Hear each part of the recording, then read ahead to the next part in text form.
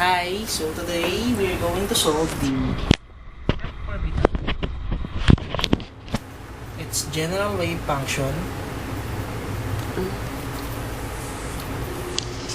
for psi 4, 3, positive 3 with a magnetic spin of negative 1/2. So R will be equal to, R will be 4, 3, 4, comma 3. So this is the N and this is the L. And for the H function, it is the 3, positive 3, so this is the L and the M, L. And for the I, it is positive 3 and with a magnetic spin of negative 1/2. So first we solve here the R. So R is equal to R raised to L e raised to negative JR over NA summation of J is equal to 0 N minus N minus 1 E sub J R raised to J. So we now substitute the R for 3. At first we write the N is equal to 4 and L is equal to 3 and we solve for J, which is N minus L minus 1. So 4 minus 3 minus 1, so J will be equal to 0. So R raised to 3 e raised to negative j r over 4a. Now we now know that j is equal to 0, so it will be b sub 0 r raised to 0, but r raised to 0 is equal to 1. So this will be the function and we need to normalize it. So normalize, so 1 is equal to integral of 0 to infinity r star r squared dr. So we substitute 1 is equal to, so integral of 0 to infinity, so r cubed e raised to negative jr over 4a do times r cubed e raised to negative jr over 4a do r squared dr. So we simplify it, we factor out the do. So 1 is equal to b sub 0 squared integral of 0 to infinity e raised to negative 1/4 plus negative 1/4 is negative 1/2. So it will become j over r over 2a and r raised to 8 dr. So by using table of integral, which is integral of 0 to infinity e raised to negative alpha x raised to n, it is equal to n factorial over alpha n plus 1. So take note that n is equal to 8, alpha is equal to j over 2a, and x is equal to r. So now we evaluate it and we get 1 is equal to b squared and 8 factorial over j over 2a raised to 9. So we will now get 1 is equal to bo squared. 8 factorial is equal to 40,320 over j over 2a raised to 9. So through transposition, we will get bo is equal to 24. Right, because the square root of 4,320 j over 2a raised to 9/2. So we simplify the square root, we get bo is equal to 24 square root of 70 times j over 2a 9/2. So we need to substitute this from here. So we will get the r 4, 3 is equal to r cubed e raised to negative jr over 4a times 24 square root of 70 j over 2a raised to 9/2.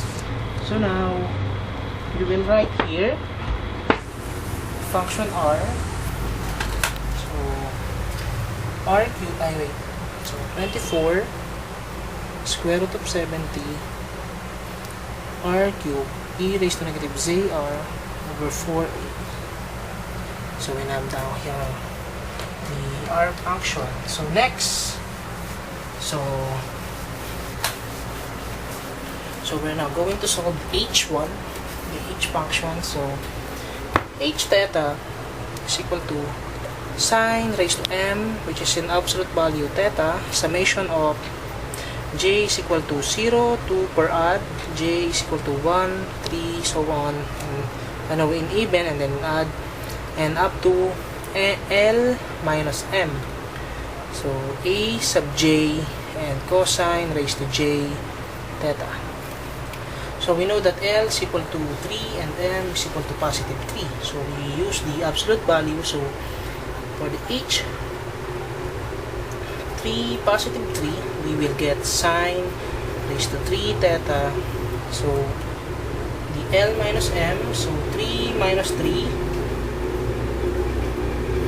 is equal to 0. So a sub 0 cosine raised to 0 theta is equal to 1. So we need to normalize. So h 3 positive 3 is equal to, wait, no. So 1 is equal to integral of 0 to pi h theta star h theta sine theta d theta. So we substitute 1 is equal to integral of 0 to pi sine cube theta AO times sine cube theta AO sine theta d theta. So we remove the constant, which AO squared 0 to pi, combine the three terms, so sine raised to 7 theta d theta, and note that sine theta d theta is equal to negative d cosine theta. So we will now evaluate this. We get 1 is equal to AO squared, so negative cosine theta raised to 7, evaluating from 0 to pi, so 7, we get 7, so 1 is equal to AO squared over 7, negative cosine raised to 7 pi minus negative cosine 0, 7. Yeah, so we now know that cosine pi is equal to negative 1, and this is positive 1. So we will simplify it. So 1 plus 1, so it is 2. So we can now solve the AO. So we will get AO is equal to square root of 7 over 2. So we need to substitute it to the above equation. So we will get h3 positive 3 is equal to square root of 7 over 2 sine cube theta. So we now have the h function. So we write it here. So h function positive 3 square root of 7 over 2 sine cube theta. So we have now the r function and the h function. So we're going to solve now for the I function. So we all know that I function is equal to e raised to positive, negative I, and phi. So wait, with the 1 over square root of 2 pi. So I phi will be equal to 1 over square root of 2 pi. So positive I 3 phi. So we're going to write psi 4 3 positive 3 is equal to, we write the r function. So 24 square root of 70 r cube e raised to negative j r over 4a h function square root of 7 over 2 sine cube theta, and the I function 1 over square root of 2 pi e raised to positive I 3 phi. So we now know that it's in imaginary form. So we don't want it in imaginary. So we need to normalize it again. So psi 4 3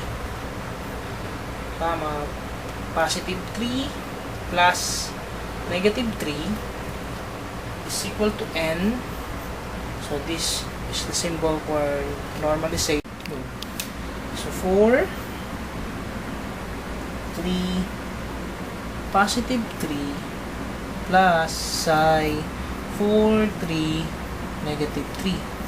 So 1 is equal to psi star psi d tau. So is equal to n squared. So psi 4 3 positive 3 plus psi 4 3 negative 3. Write it again, psi 4 3 positive 3 plus psi 4 3 negative 3. So we will get 1 is equal to n squared. So integral of psi 4 3 positive 3 psi 4 3 positive 3 plus integral of psi 4 3 positive 3 psi 4 3 negative 3. So plus integral of psi 4 3 negative 3 psi 4 3 positive 3 plus psi 4 3 negative 3 psi 4 3 negative 3. So note that in chronicle delta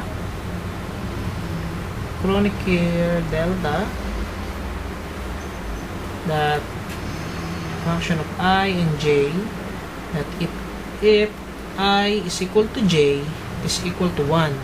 But if it's not equal to j, it is equal to 0. So we note that here is both positive, so it is equal to 1. And here it's not in both signs, so it's equal to 0. Also in here, so it equals to 0. And here equal to 1. So we will get that 1 is equal to n squared 2. So n will be equal to 1 over square root of 2. So we now have the value n, so we need to substitute that in the above equation. So wait, I will erase this first. So we will get psi 4 3 positive 3 plus minus 3. So is equal to 1 over square root of 2 pi.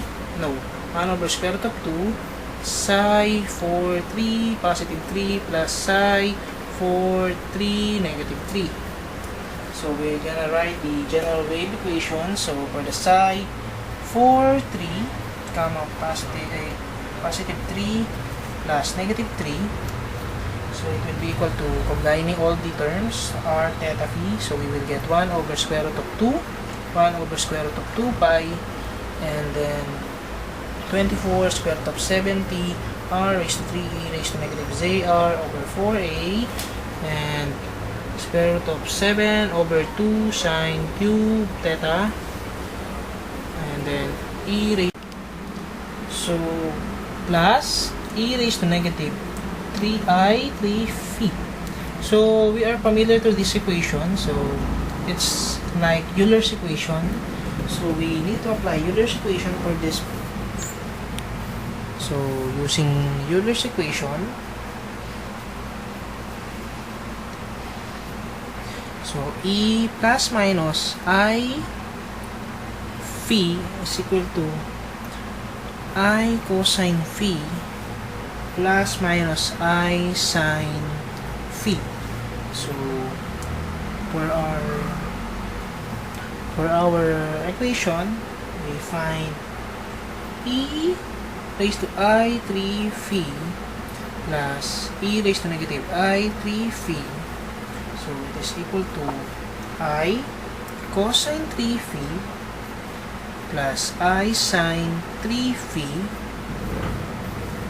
so plus I cosine 3 phi minus I sine 3 phi. So this will be vanish. So in the left is I cosine 2I cosine 3 phi. But note that this one will vanish. So the remaining will be 2 cosine 3 phi. So we have now value for this one. So we're going to substitute it here. So we will have 2 cosine 3 phi. So this is now our general wave function. So but there's still one missing, which is the magnetic spin. So for solving the magnetic spin, so before that I will write this on the above. So wait.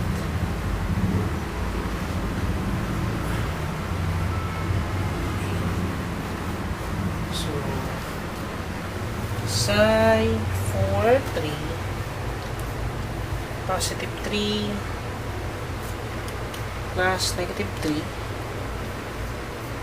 is equal to 1 over square root of 2, 1 over square root of 2 pi, 24 square root of 70 r cube e raised to negative z r over 4a square root of 7 over 2 sine cube phi theta 2 cosine 3 phi. So for the magnetic spin, we're gonna find if it's alpha or beta. So in order to find if it's alpha or beta, so we need to use, so first is we find that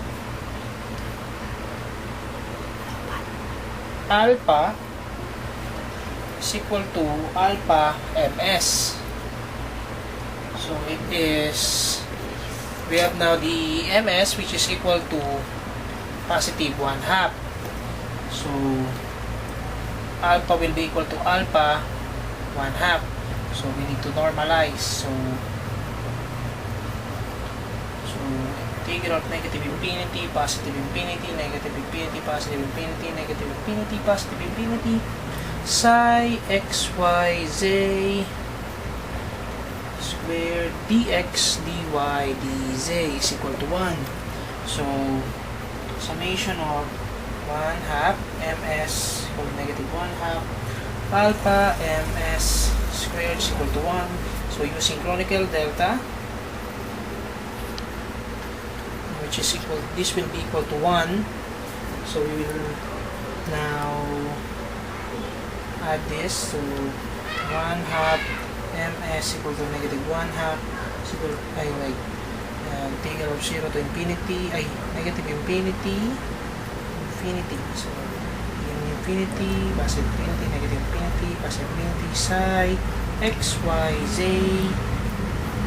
squared dx dy dz is equal to 1. So with all that, we will find that alpha is equal to positive 1/2. So it proves that positive 1/2 is equal to alpha. So we now know that it's alpha. So the whole equation will be this. So the final answer is for this function, so the general wave function with magnetic spin for the F-orbital. So this is the answer. So